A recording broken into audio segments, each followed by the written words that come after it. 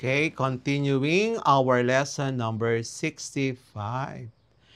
MCQ for lesson 65, Understanding Innovations in Holograms Related to Sound and Light. Number 1. Which principle of light is more important for creating a hologram? A. Reflection. D. Diffraction. C. Refraction.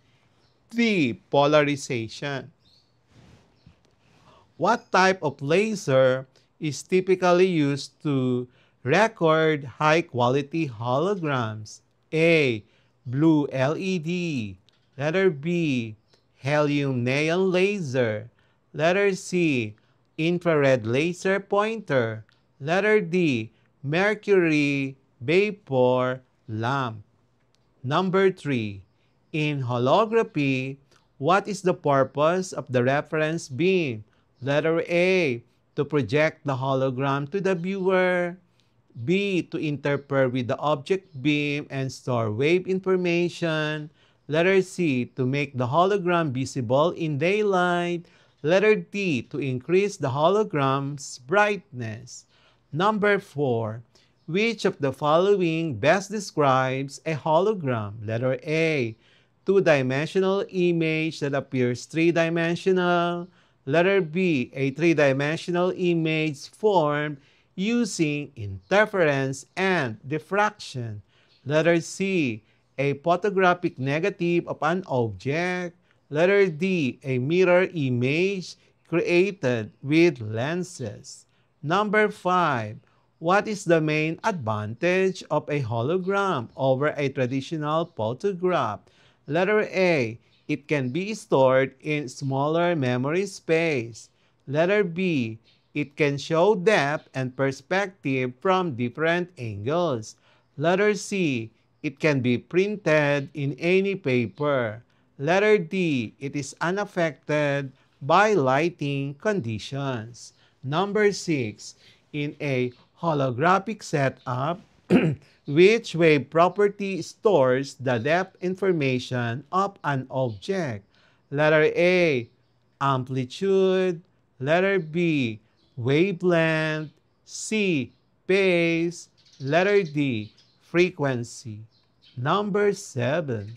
Holograms work because they store the blank of light waves reflected from an object, frequency and wavelength, amplitude and phase, C, color and brightness, letter D, um, velocity and direction.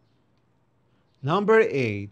What technology often uses holograms for security purposes? Letter A. Virtual reality headsets. Letter B. Credit cards and banknotes. Letter C. Solar panels. Letter D. LED lights. Street lights. Number 9. Which type of hologram is viewed under white light instead of a laser? Letter A, transmission hologram. Letter B, reflection hologram. Letter C, digital hologram. D, multiplex hologram. Number 10. Which of the following is an example of a real-world application of holography in entertainment? Letter A, MRI scanning. Letter B, concert performances of deceased artists. Letter C, fiber optic communication. Letter D, barcode scanning. Number 11. What is the role of coherence in holography? A.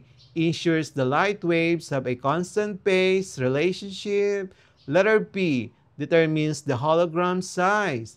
Letter C. Reduces the hologram's brightness. Letter D. Makes the hologram visible without light. Number 12. In a holographic projection, which component spreads the laser light into a uniform beam? Letter A, beam splitter. B, spatial filter. C. Diffraction grating. D. Polarizer. Number 13. Digital holography differs from traditional holography because A. It uses film instead of a sensor. Letter B.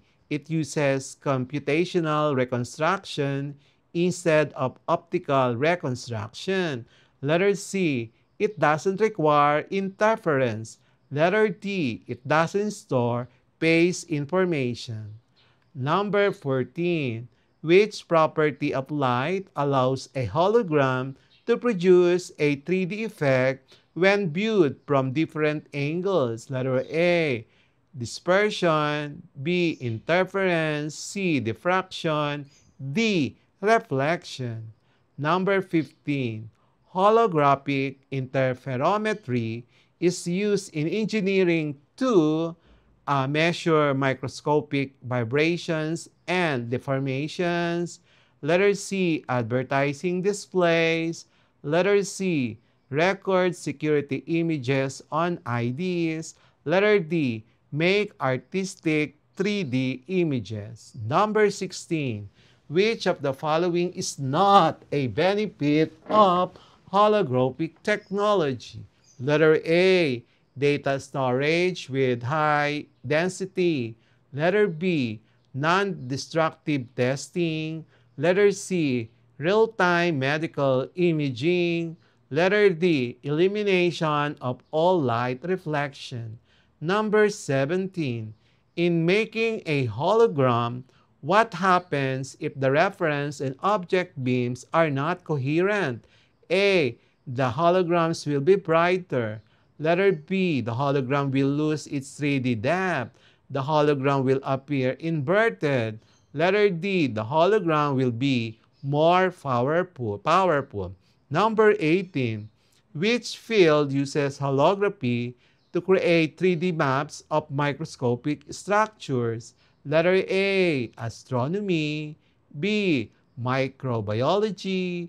Letter C, architecture. Letter D, civil engineering.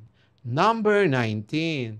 In holographic data storage, information is stored A, as changes in the surface color of a disk.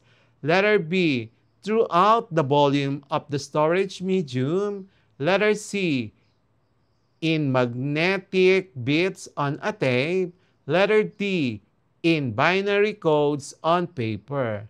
Number 20, which modern innovation combines holography with sound for immersive experiences? Letter A, holographic acoustic display. Letter B, fiber optic cable. Letter C, noise cancelling headphones. D, LED billboard. The answer key for lesson 65, please proceed to lesson 66. The answer key for lesson 64, understanding innovations in LEDs related to sound and light, is as follows from number 1 to number 10. Number 1, C, light emitting diode. Number 2, B, gallium arsenide. Number 3, B, electroluminescence. Number 4, B, longer lifespan. Number 5, A, frequency. Number 6, A, digital displays on amplifiers. Number 7, A, low voltage operation. Number 8, B, phototherapy for skin conditions. Number 9, C, 620 to 750 nanometers. Number 10, B, lumens. Number 11, D, wire thickness in a speaker. Number 12, C, they are energy efficient and provide vibrant colors. Number 13, B, reflective housing. Number 14, A, energy waste due to scattered light. Number 15, A, limited color range without phosphors. And that's it for today's lesson here on Smile Road. If you learned something new today, don't forget to hit that like button and share this video with your classmates.